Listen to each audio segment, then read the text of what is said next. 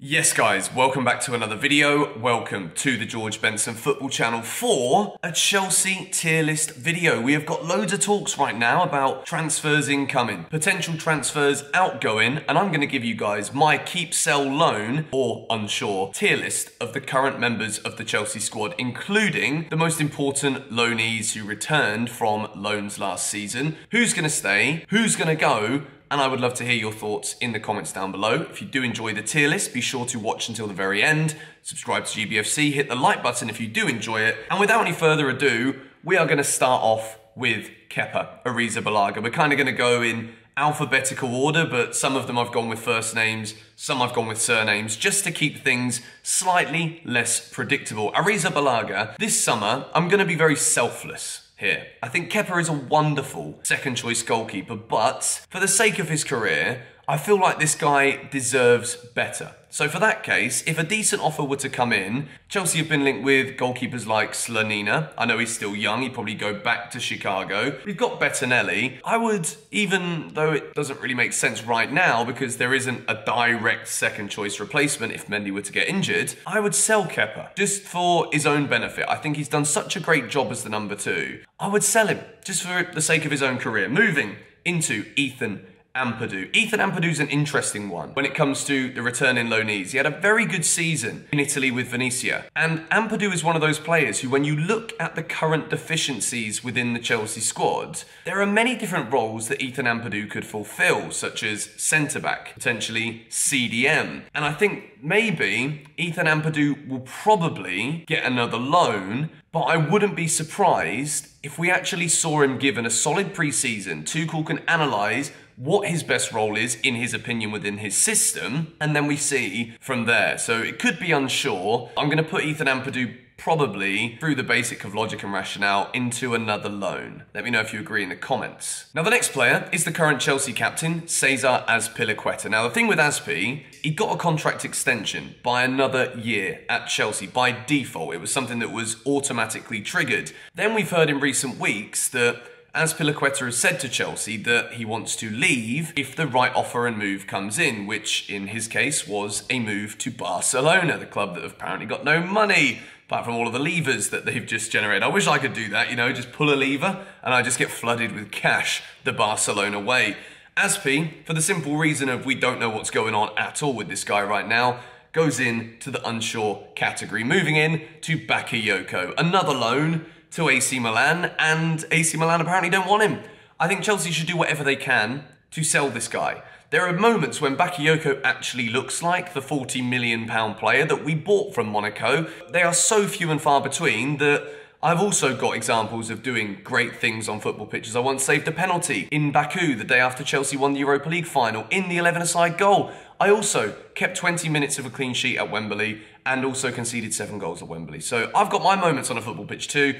Bakayoko has got to be sold. Also had a great assist in the Sidemen charity game, the first one they ever did, by the way, if you remember. Shout out to you. Moving into Ross Barkley, another player who just needs to be sold, even if it is simply for the benefit of his career. Some footballers, they do want to just sit around on the bench, playing infrequent minutes and getting a decent pay grade.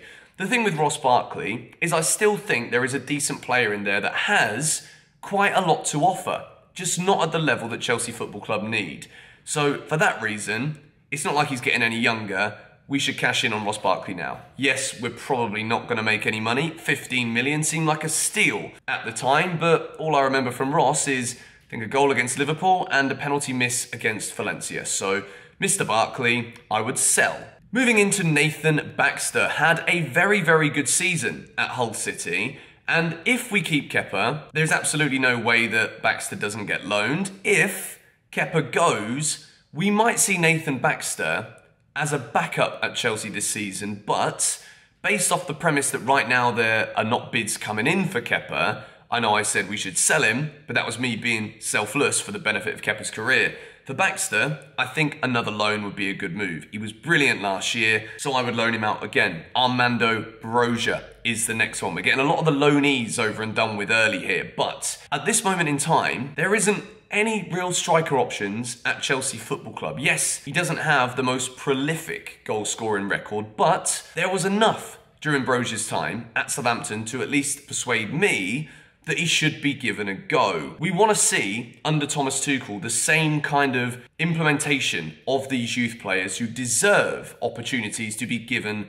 a chance. And I think considering Lukaku is gone, Michy Batshuayi is not going to come back and ever play for Chelsea again. I think we all know that. Kai Havertz through the middle also had fatigue and injury issues last season. Chelsea need to keep Armando Brozier this season. There is absolutely no doubt in my mind about that. Trevor Chalobah. This one is simple. Him and Ben Chilwell begin with C. These guys are absolutely guaranteed keeps. Chalobah broke in last season.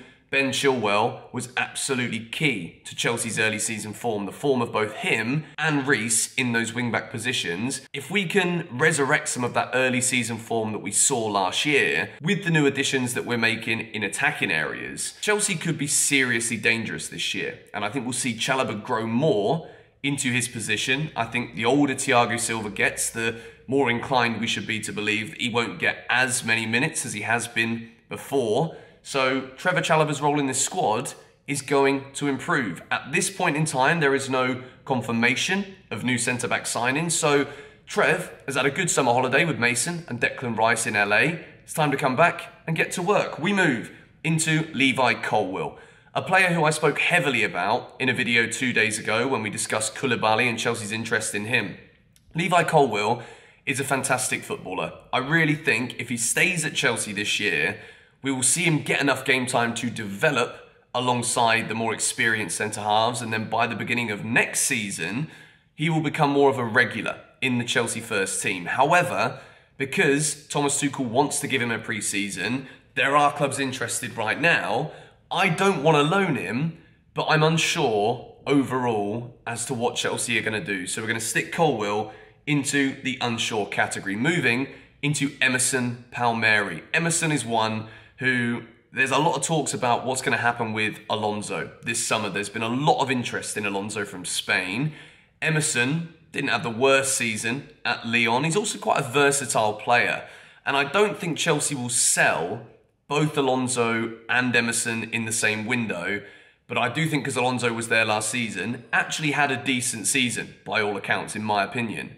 I think Emerson could be the one to be sold. Moving into Kai Havertz and Callum Hudson-Odoi, two players who Chelsea will certainly be looking to keep. It is a big season for both Kai Havertz and Callum Hudson-Odoi. Starting with Havertz, we expected him to kick on last season after that Champions League final goal. The key moment of his career will be a defining moment of whatever Kai Havertz does for the rest of his life.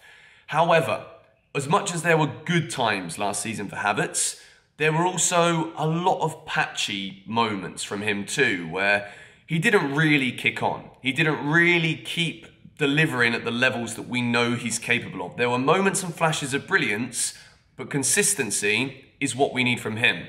Callum Hudson-Odoi, exactly the same principle. Moments of brilliance, but then he gets injured. I don't think necessarily with Callum it's all his fault. I think there's a lot of bad luck in there with Hudson-Odoi as well. Has all the ability. I want to see him running at players more. I want to see him taking players on. And when he gets an opportunity this year, as long as he stays fit, he has to build consistency. That is exactly where I sit with both of those players. We move into Conor Gallagher. I think we've got to keep this guy. There are talks at the moment that Jorginho is wanted back in Italy. It's not as if we haven't heard that one before. Conor Gallagher, fabulous last season for Crystal Palace. And I think he will not only be given a pre-season, but I think Gallagher's too good of a player to not impress Thomas Tuchel during pre-season, which will then enable us to make the decision to keep him for next season. I think Gallagher's got to stay. Moving into Billy Gilmore. What we saw last season at Norwich from Billy was flashes of the class that he has, but alongside teammates that were all pretty much championship standard, we never really got to see Billy thrive. We never got to see Billy develop in this team. He was getting battered every single week. It is not the way to develop this kind of young ability that we know Billy Gilmore has. I do think we'll loan Billy Gilmore out again. I think he'll be given a pre-season once more.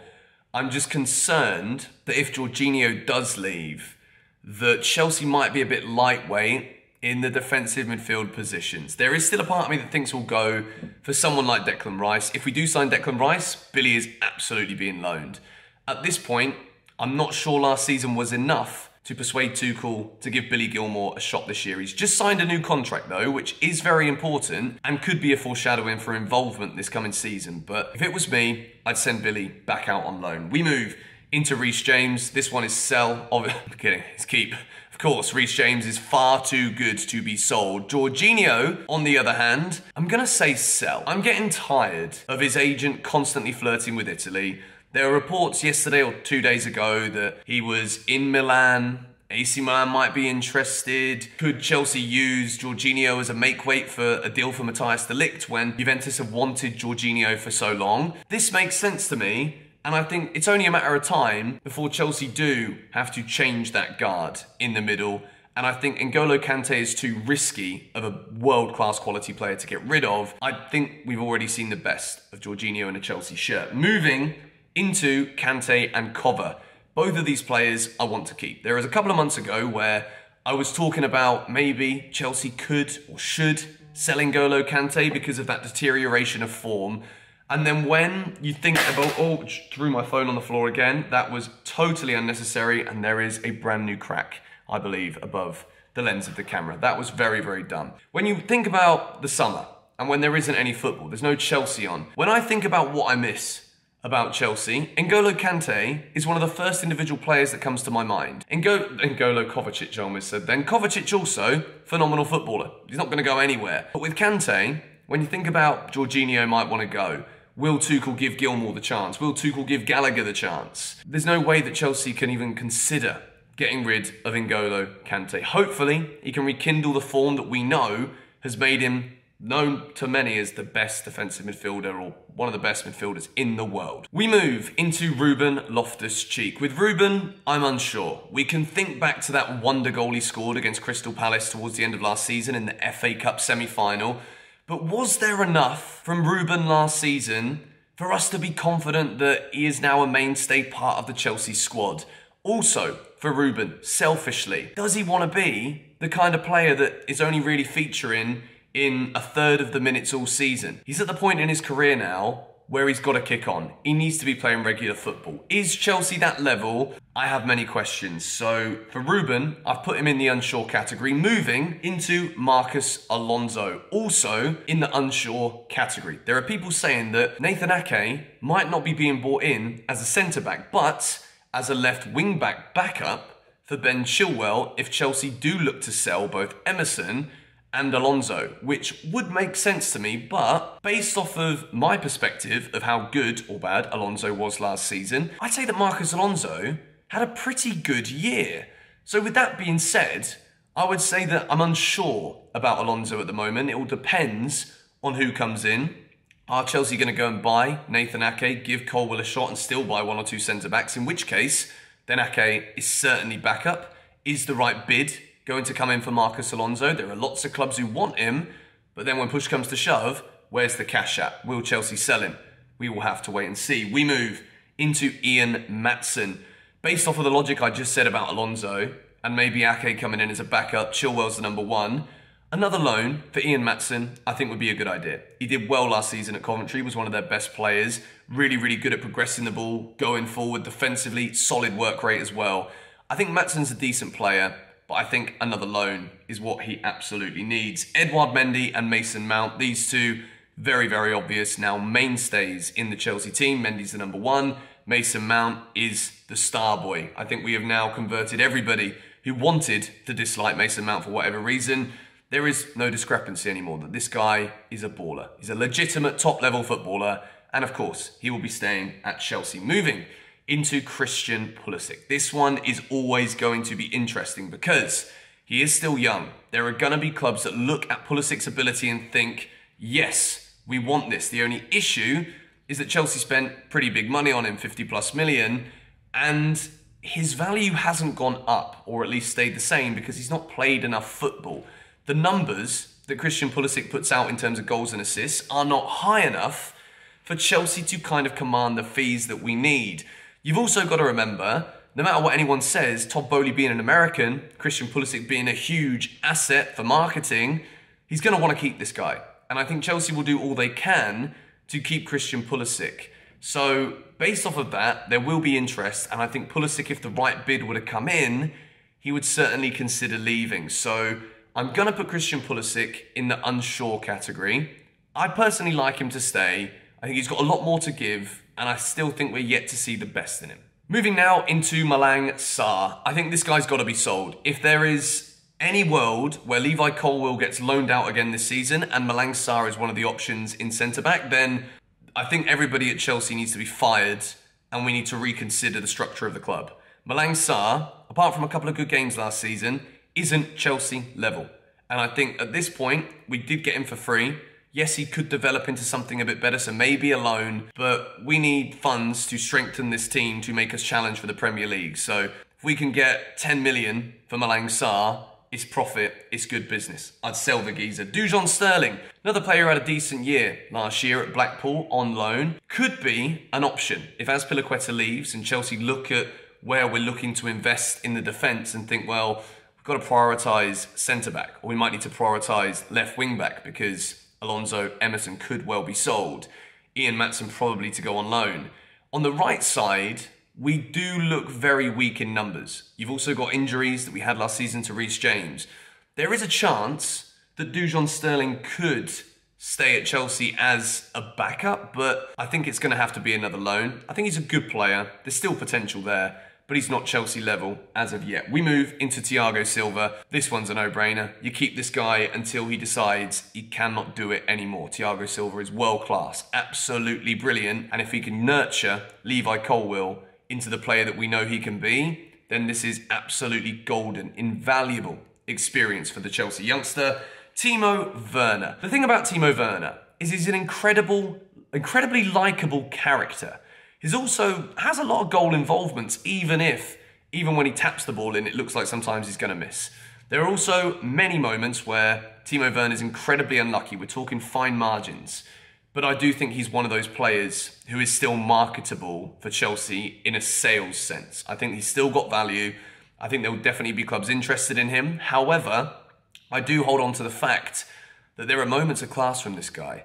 And I want him to succeed, I think, more than any other Chelsea player who hasn't quite hit the heights that we would have wanted or expected. So I'm putting Teemo Werner in the unsure category. Let me know in the comments below. I think this one could be one of the most controversial. We finish with Hakeem Ziek. I think this guy wants out.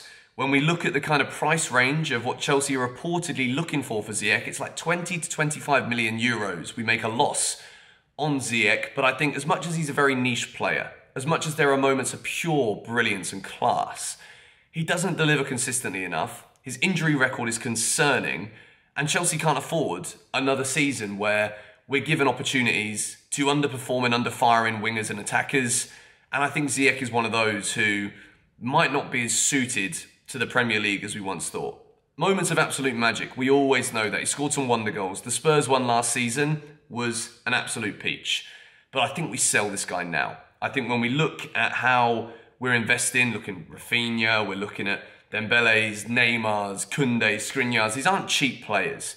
And we might have a budget to work with, but we've also got to try and make sure that we are keeping within the realms of FFP. We want to keep those books with nice green arrows going upwards. Chelsea need to be careful. And I think players like Ziek, where if you can make 20, 25 mil, or even if it's one of those loans with an obligation to buy at the end of it, then I think all parties will be happy. So this is my Chelsea tier list of the current squad. Bit of a break from talking about players coming in. Let me know if you agree with this tier list in the comments. Are there any that you strongly disagree with? In which case, please inform me. Subscribe to GBFC if you are new. My secret project channel link is in the description too. Hit the like button if you want to see more tier lists, and I'll see you guys later. Come on, you Blues.